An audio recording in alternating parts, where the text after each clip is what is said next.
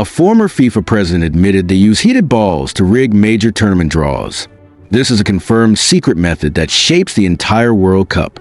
Stick around to the end to see the official scandal that proves the system was used to protect a specific host nation.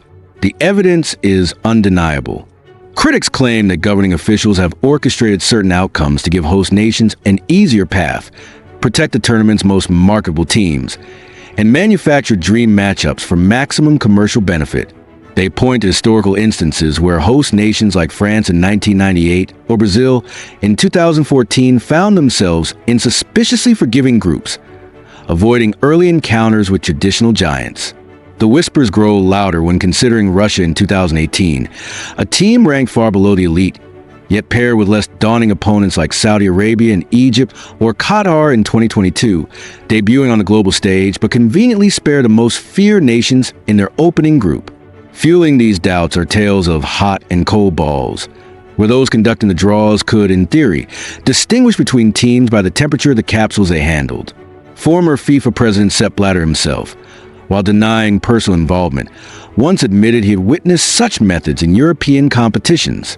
With FIFA's reputation already tainted by bribery scandals and the infamous 2015 indictments, many fans simply assume the organization is capable of such manipulation, convinced that fairness has long been sacrificed at the altar of profit and spectacle. If the idea of shaping tournaments before a ball is even kicked seems disturbing, the notion that the matches themselves could be bent to unseen wills is far darker. Match fixing, a cancer that football has battled for generations, is not merely a relic of bygone eras. The Calciopoli scandal of 2006 remains a stark example of how deep the rot can run, with Italian giants Juventus, AC Milan, and Lazio implicated in influencing referee appointments to sway critical Serie A matches. Juventus paid the heaviest price, stripped the titles and sent tumbling into Serie B, a humiliation that sent shockwaves through the sport. But Italy was far from alone in scandal. In 1993, Olympique de Marseille secured a domestic win by bribing Valenciennes players, clearing their path to the Champions League final. In Germany, 2005 saw referee Robert Heuser admit to taking bribes to shape results in the German Cup and lower leagues, shaking public trust in the integrity of officiating. Even the grand stage of the World Cup has not been immune to suspicion. In 2014, allegations emerged that Ghanaian officials were approached by fixers, while earlier in 2002, Italy's bitter loss to South Korea, marred by disallowed goals, questionable penalties, and lenient treatment of the co-host, sparked cries of a rigged agenda to push the local heroes deeper into the tournament. Club competitions, too, have been haunted by controversy.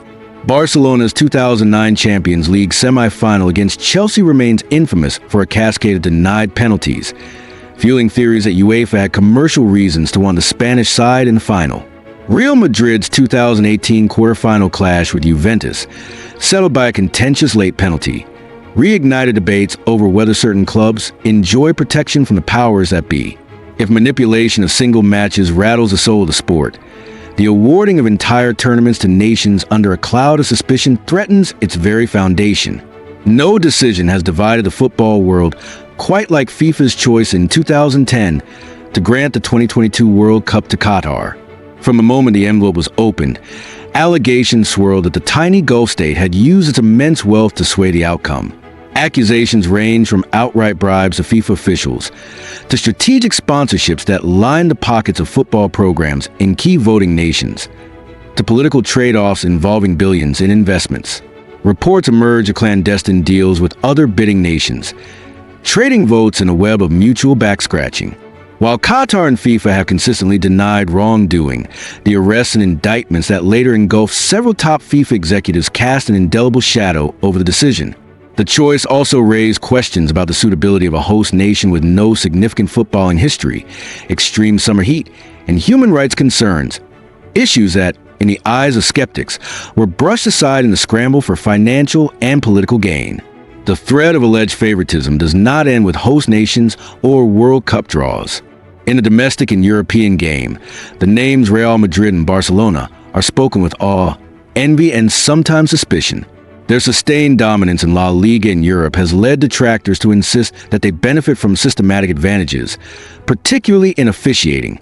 Former Spanish referee Eduardo Iturralde Gonzalez has openly acknowledged that many referees subconsciously favor the two giants, aware of their influence and the scrutiny their matches attract. Controversial calls have only fueled the narrative. Real Madrid's Champions League campaigns between 2016 and 2018 were punctuated by disputed penalties and decisions against Bayern Munich and Juventus, while Barcelona's 2009 semi-final against Chelsea remains a case study in perceived bias. To critics, these incidents are not isolated mistakes, but symptoms of a sport where the most powerful clubs are too important to fail. Their success intertwined the commercial health of the competitions they grace. Even individual accolades, the crowning jewels of a player's career, are not immune from the tainted conspiracy.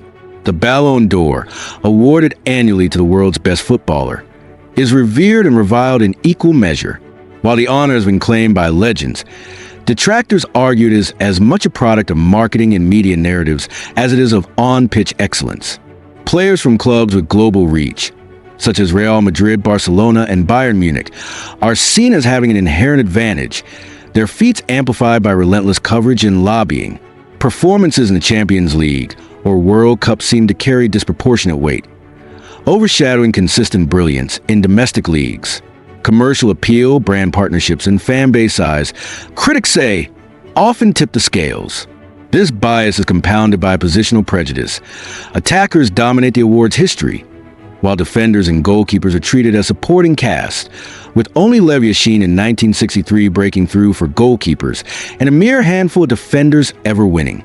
Each of these suspicions, from the whisper manipulations of World Cup draws to the glare of questionable refereeing decisions, from the murky corridors of FIFA vote trading to the gilded stage of individual awards, feeds a narrative that football, the world's game, is at times less about the purity of competition and more about the orchestration of outcomes.